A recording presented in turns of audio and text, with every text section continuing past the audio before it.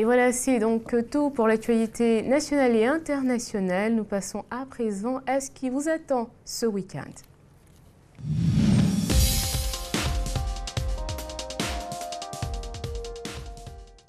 Nous démarrons avec la Première Ligue. Everton affronte ce samedi Brighton pour le compte de la 30e journée de la Première Ligue. Une rencontre importante pour les deux équipes classées 10e et 11e. Un match qui sera à suivre sur RTI2 à partir de 15 h. Jean-Sylvain Risso et Aude Alébé nous présentent cette opposition. La rencontre entre Everton et Brighton s'annonce très serrée à Goodison Park. Au coude à coude au classement, les deux équipes ont absolument besoin de prendre des points à l'occasion de cette 30e journée. 11e avec 34 points, les Toffees ne comptent pas se manquer car ils ont la possibilité de gagner 2 ou 3 places dans le haut du tableau. Une mission que Sam Allardyce veut absolument réussir, misant sur l'expérience de l'infernal Wayne Rooney, 10 buts. Aussi, Everton comptera sur l'importance de son Sénégalais très combatif Idrissa Gana Gueye. Outre ces deux joueurs, Yannick Bolasie ainsi que Theo Walcott peuvent faire la différence dans ce type de rencontre. Une rencontre pas facile pour les Blues qui auront en face une surprenante équipe de Brighton déterminée à se maintenir cette saison. Le promu, 10e avec le même nombre de points que son adversaire du jour, ne compte pas retourner bredouille de ce déplacement. Les visiteurs veulent surtout profiter de ce duel pour enregistrer la 3e victoire à l'extérieur de leur saison en Première Ligue.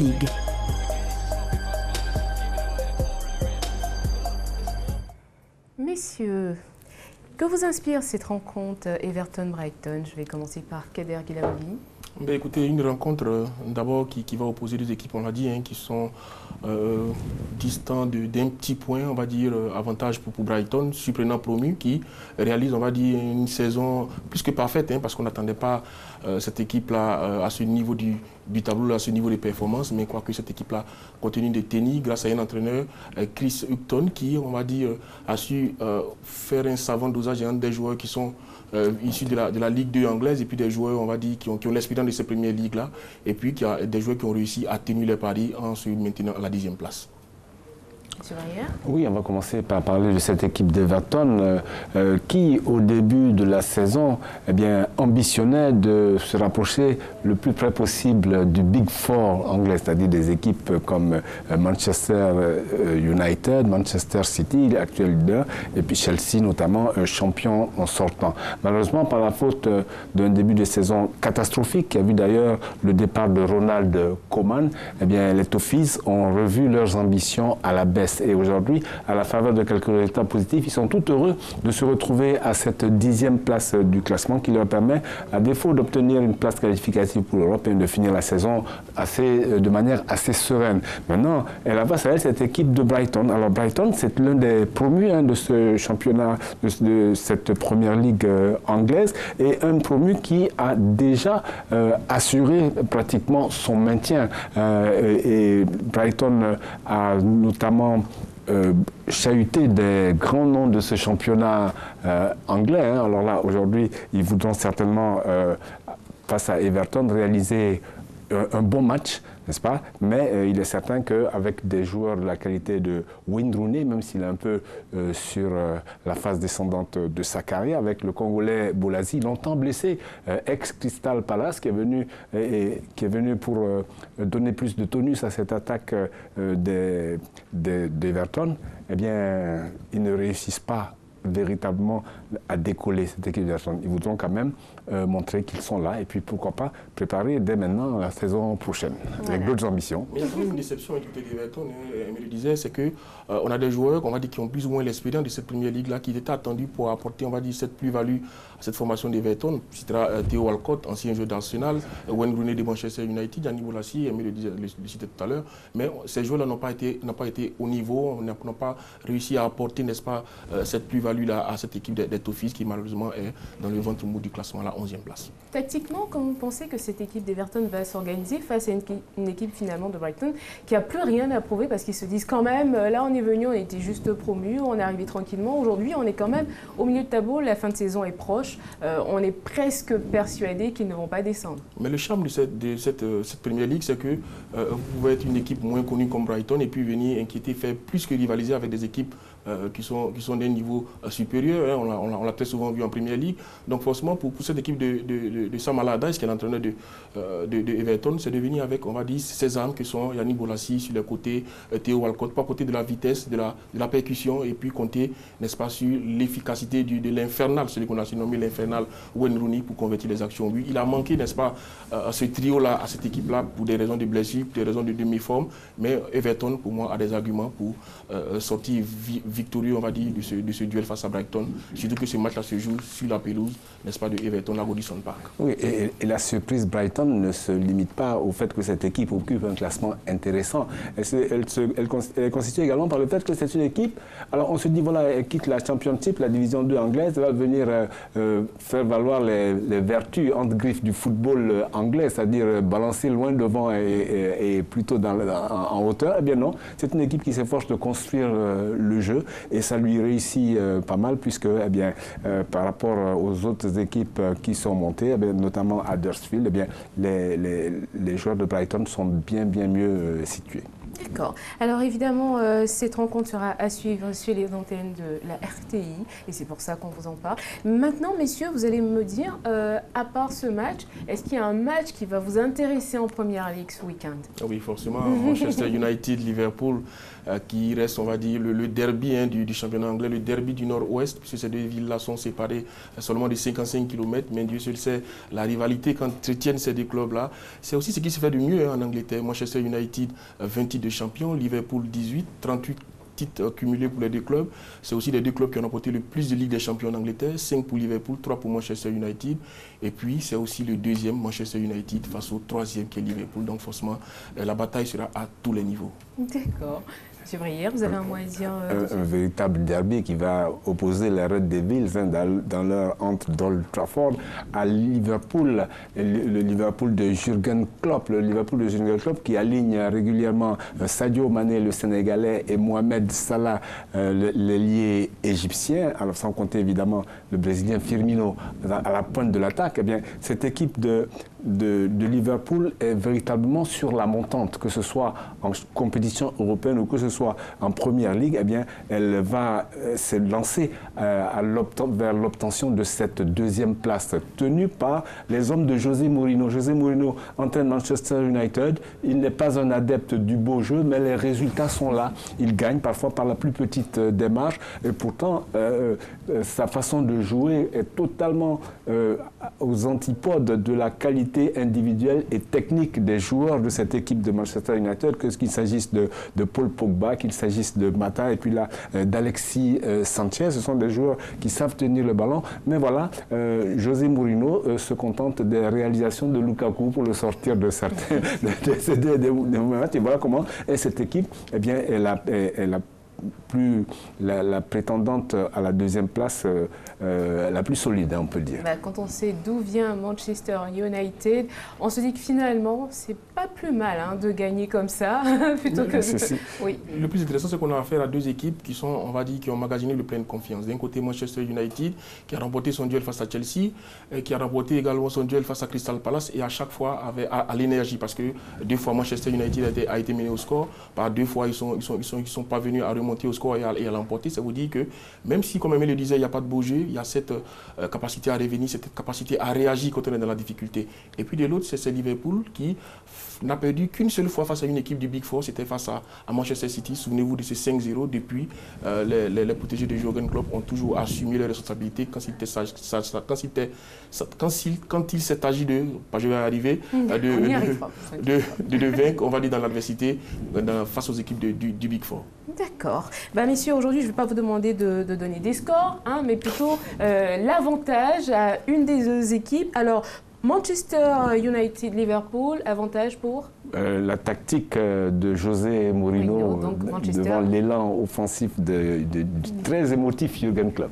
D'accord, et vous? Moi, je miserais une pièce sur Liverpool, son trio, la SFM, Salah, Firmino, Mané, qui pour moi reste, on va dire, la meilleure triplette en Europe. Et puis on rappelle que Mohamed Salah a donc été élu meilleur joueur du mois de février en Première Ligue. Et puis on aura donc notre match Everton-Brighton, avantage à Kader. Liverpool. Ah ouais, à Liverpool, c'est l'équipe de Liverpool. Oui, mais Everton, c'est l'équipe. Ça, on avait compris, que pour vous, c'est Liverpool. Mais par contre, Everton-Brighton. Je miserais plus pour Brighton. Pour la folie qu'ils mettent dans les matchs, leur capacité à se débarrasser de tout complexe et puis à venir jouer des matchs, on va dire, foufou face aux adversaires plus huppés. Moi, c'est Liverpool parce que Everton est une des deux équipes de Liverpool. D'accord. Donc, vous, ce sera Everton, c'est ça? Voilà. D'accord. Bon, on a en tout cas l'avantage. Et puis, on va suivre tous ces matchs-là de très près pour savoir. Parce qu'aujourd'hui, on a quand même des consultants qui ne sont pas du tout d'accord. Donc, avantage pour des clubs différents. Mais on saura ça, évidemment, en suivant ces matchs-là. Ce sera donc ce week-end. Alors, on va parler un peu de Ligue 1, oui, ici en Côte d'Ivoire. Alors, avec votre permission, on va voir le tableau récapitulatif de la 17e journée de Ligue 1. On peut voir que Gagnoa sera face à Mosso FC, donc ça c'est depuis aujourd'hui. Oui, voilà, le match et c'est joué. On va nous donner donc le score, s'il vous plaît, qu'on vous donnera dans quelques instants. Mais on aura donc demain AS Tanda, Stade d'Abidjan, ce sera à Bondoukou. Bouaké FC, Bassam à Bouaké. Afad, Asie d'Amangoro, ce sera au Stade Champrou le dimanche. Et le dimanche 11, on aura Seoui Sport contre l'Africa au Stade Robert Champrou de Marcory. Alors, Gagnoa Mossou, est-ce que c'est possible d'avoir le score? Oui, 2 buts à 1. 2 buts à 1, voilà.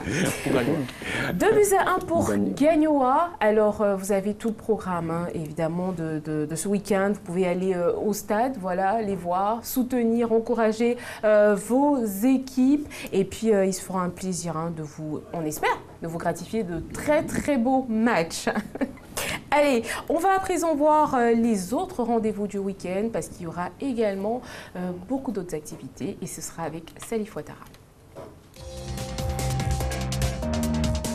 Le week-end sportif commence le samedi à vélo à partir de 7 h. Tombée sous le charme de la petite reine, la population de la commune d'Atekoubé va accueillir la course cycliste de la municipalité dotée du trophée d'Anopolé. Un départ à la gare du bateau-bus d'Abobotoumé et une arrivée jugée devant le centre social d'Atekoubé va permettre aux nombreux sprinteurs annoncés de traverser la commune en flèche. À la salle polyvalente du Palais des Sports de Treichville, les karatékas ivoiriens vont lancer le samedi à partir de 9 h le championnat de Côte d'Ivoire pour enfants. Objectif, préparer la prochaine élite de l'art martial japonais. Les volleyeurs, quant à eux, vont prendre d'assaut dès midi le hall 2 du Palais des Sports. Au menu, la 7e journée du championnat national senior, première division. Au centre du pays, à Bouaké, les motards organisent un grand rassemblement les 9, 10 et 11 février. Une sortie officielle de l'association Moto Académie Côte d'Ivoire sur fond de campagne de sécurité à moto. Il faudra surtout venir avec un casque, un blouson et des gants. Merci beaucoup à Salif Ouattara qui nous donne même les précautions à prendre. Attention à vous venir suivre tout ça. Ce sont donc des compétitions qui se déroulent ici. Alors n'hésitez surtout pas à y faire un petit tour. Vous savez, sur ce plateau, depuis quelques semaines, on vous pose une question. On avait décidé comme ça de vous demander qu'est-ce qu'un COP. Et puis on a eu des réponses assez exceptionnel, mais ce sera dans quelques instants. Le temps pour nous de revenir, parce que je n'ai pas demandé l'avantage tout à l'heure par rapport à la Ligue 1. Nos consultants vont nous dire un peu qu'est-ce qu'ils pensent de ces matchs. Alors, déjà, Gagnoa, Mossou, enfin, c'est vrai que le match a déjà été joué, mais vous avez suivi le match. Et du coup, comment vous avez trouvé le match? Eh bien, une équipe de Gagnoa très entreprenante. Depuis qu'elle évolue sur sa pelouse synthétique flambant neuf, ça lui fait 2 victoires et un match nul, série en cours, et elle a assez rapidement mis à la raison cette équipe du Mossoul Football Club. Alors ce qu'il faut savoir, c'est que cette équipe de Gagnoa pointe à la 2e place du classement avec cette victoire. Elle a 29 points, 8 victoires, 5 nuls, 4 défaites. Elle a 26 buts marqués. C'est la 2e meilleure attaque de notre championnat. Mais on le verra avec Kader. C'est un classement qui est susceptible de beaucoup de modifications parce que les équipes n'ont pas encore joué le même nombre de matchs. D'ailleurs, il faudra que, la fédération se penche sur cette situation. Pourquoi? Parce que l'ASEC d'Abidjan a déjà 3 matchs en retard et heureusement pour la SEC, malheureusement pour notre Ligue 1, la SEC va encore continuer à accumuler des matchs de retard. Peut-être qu'à un moment, il faudra s'arrêter et mettre le calendrier à jour.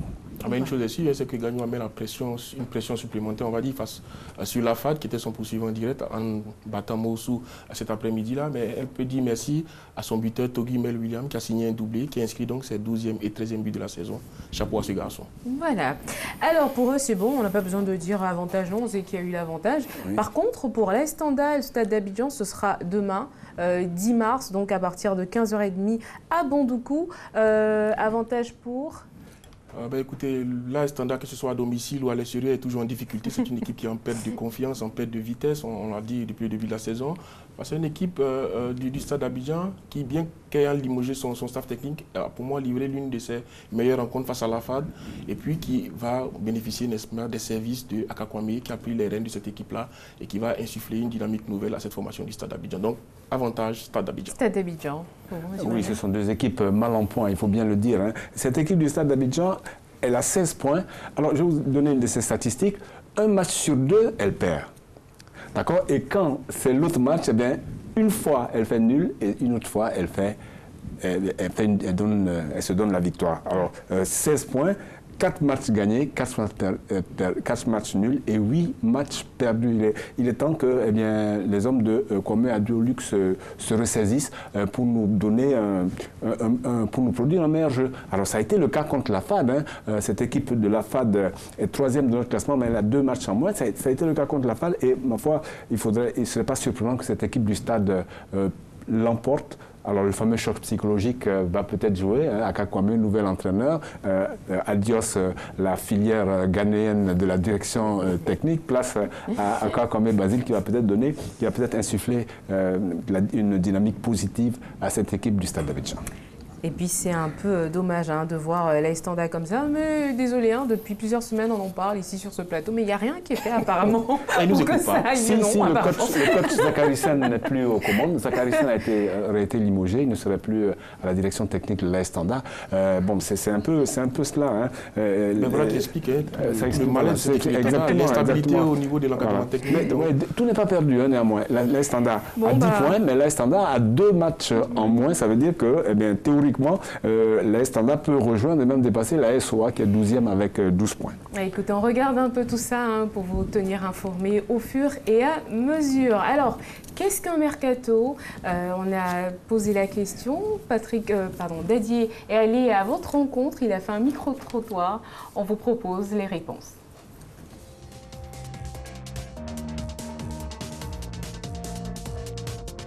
J'ai déjà entendu parler de mercato. Mais je ne sais pas plus, sincèrement. Un mercato pour moi, c'est le moment de transfert des joueurs d'un autre club à un autre club.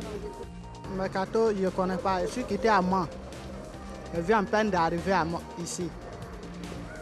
Voilà, je suis venu me chercher. Un mercato, c'est au moment du recrutement des joueurs, autant hivernal.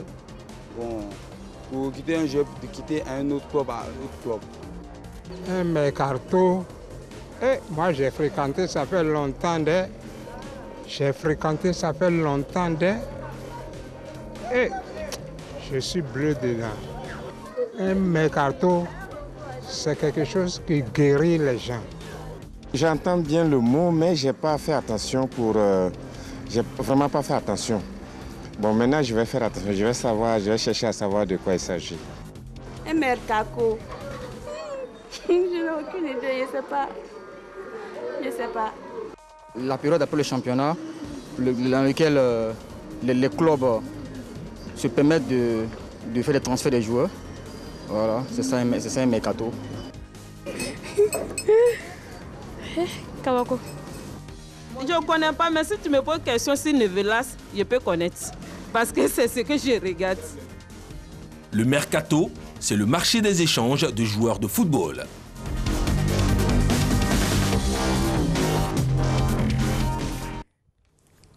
Et voilà, bah écoutez, en tout cas, merci beaucoup à vous de vous prêter au jeu de notre reporter et bien sûr de répondre même quand vous ne savez pas de quoi il est question. Mais il y a un qui a dit que le mercato guérit. Oui, on va dire que quand on fait un très bon transfert Absolument. Qui permet à une équipe quand même d'aller mieux, on peut dire que le mercato guérit. En tout cas, merci beaucoup à Patrick Dadier qui nous a donc offert ce micro-trottoir. Messieurs, on a pris énormément de plaisir à être en votre compagnie durant toute la semaine. Vous allez retrouver, chers téléspectateurs, Cathy Touré à partir de lundi pour le Journal des Sports. Pour ma part, je vous souhaite un excellent week-end. À vous, Monsieur Brière, à vous, Monsieur Guilavogui, et puis à vous, très chers téléspectateurs. Au revoir.